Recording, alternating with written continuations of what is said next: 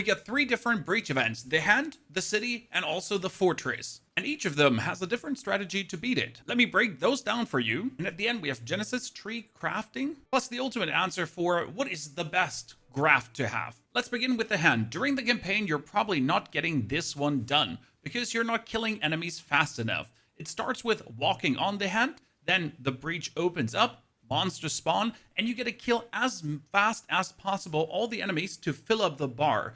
If you fill up the bar, the breach gets stabilized, and in the middle, 4 big elites will spawn and or a boss. That boss, if you kill it the first time, will also drop a body part, that will advance your Genesis tree. So you definitely want to get this hand breach as fast stabilized as possible. Usually that's around mapping stage when you start clearing things left, right, and center. In order to clear this breach, you want open maps, because in closed maps, not enough enemies might spawn.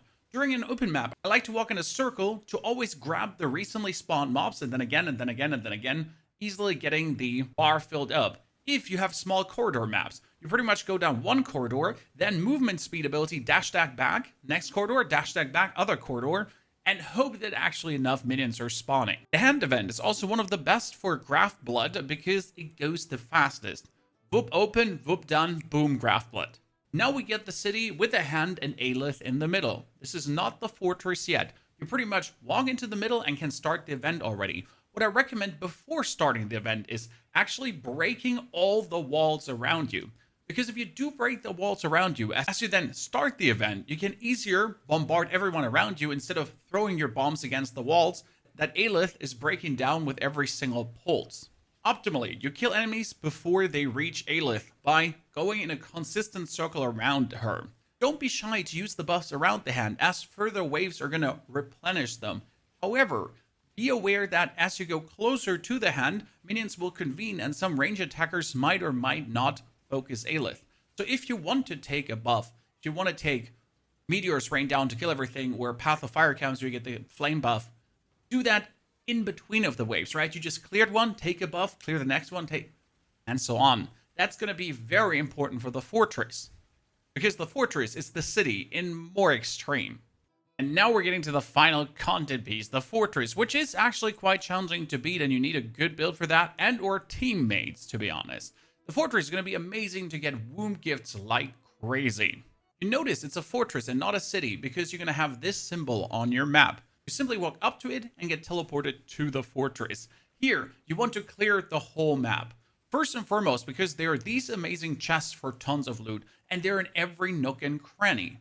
But second, you gotta memorize where paths are that you can actually walk through, because some are blocked off by arms, and you can't actually traverse there, because at the end of the fortress, after you've cleared the final wave, you'll be asked to leave and run away.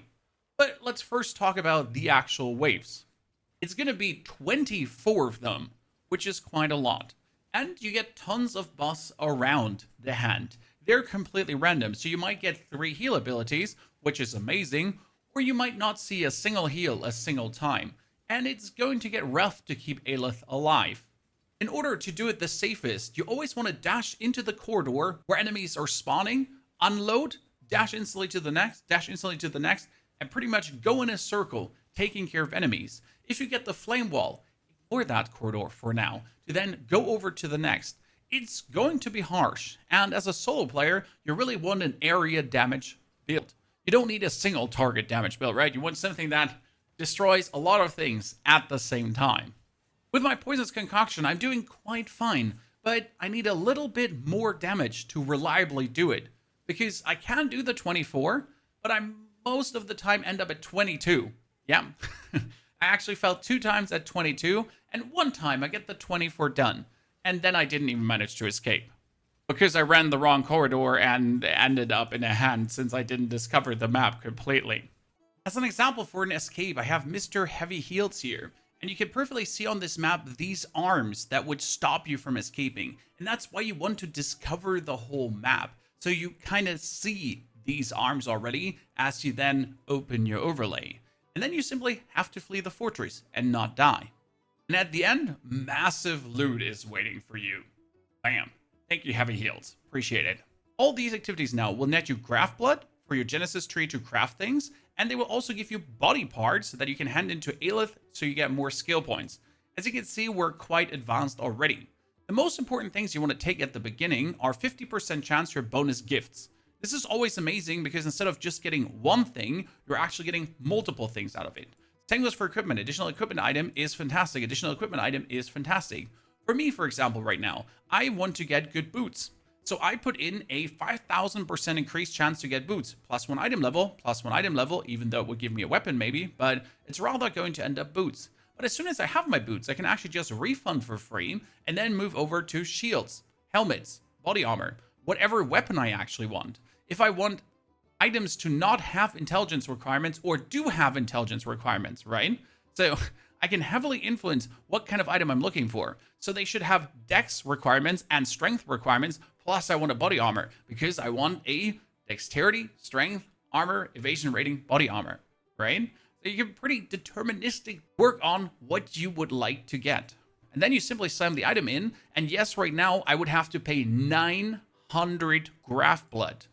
That's crazy because one activity gives you 600 Graftblood, right? So it's getting super expensive. But you do actually get quite some amazing items out of this, partially.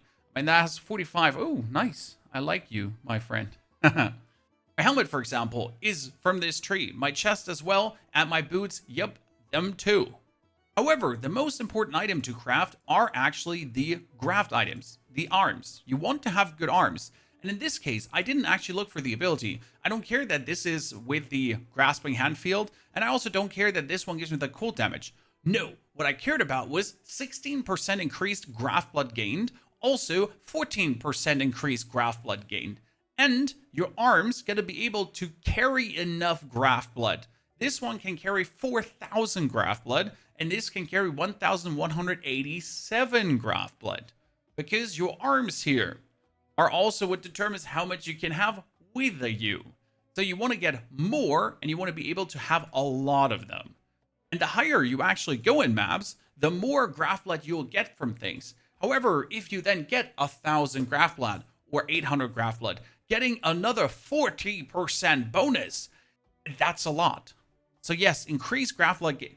Number one, you can also determine what kind of wound gifts you're getting with specific grafts. This one has a chance of 51% to get ancient wound gifts if I'm then looking for uniques. Now, I'll say that you anyways get enough wound gifts that you don't have to care about forcing specific ones. My problem will be, or your problem will be, having enough Graftblood to use them all. Because I have all these currency ones, but it's 314, 138, 138, 138, 129, 418, right? And those are the low level ones. Otherwise, it would be 480, 500. Like right now, we have here again, too, 900, 900, 800, 700, right? This is 619. Great. Over here, I need 472. Yeah, like 855. Graftblood is everything. You need more Graftblood to make things work better for you. My recommendation is don't try to get unique items because you'll get all the unique items that you don't need. No matter if you actually force like your unique items to be belts or, force them to be amulets or whatsoever, I have not been happy with a single outcome here yet. I'd rather gone for more currency to get more chaos orbs to then just buy the items, or I actually went for 6 links over here because you actually easily get 6 links with burst weapons have random amount of quality. Then they reroll the sockets and link 150 times for the best outcome. We have birth equipment has the lowest level modifier removed. Then again, that you get the bonus chance for more. And I just get tons of 6 links, 4 links, like all the good stuff, right? All the good outcomes that I can then trade for more chaos orbs to then buy me the stuff again that I would be getting from the uniques. So I really just ignored that and went for currency, equipment, and obviously the good graft items that I'm able to even get the Graftblood. What build should you use? I'm doing very well with Poison Concoction of Bouncing. However, I still have to push the damage somewhat higher. I already have my 1 steel ring, Betrayal Sting, but I would have to get a second, and I also need certain gloves for even more damage that I'm then able to really clear these breaches more reliable, at least the fortresses, because the other two are easy. Here's the build, and there's even more crafting tips with the Genesis tree. Enjoy and take care.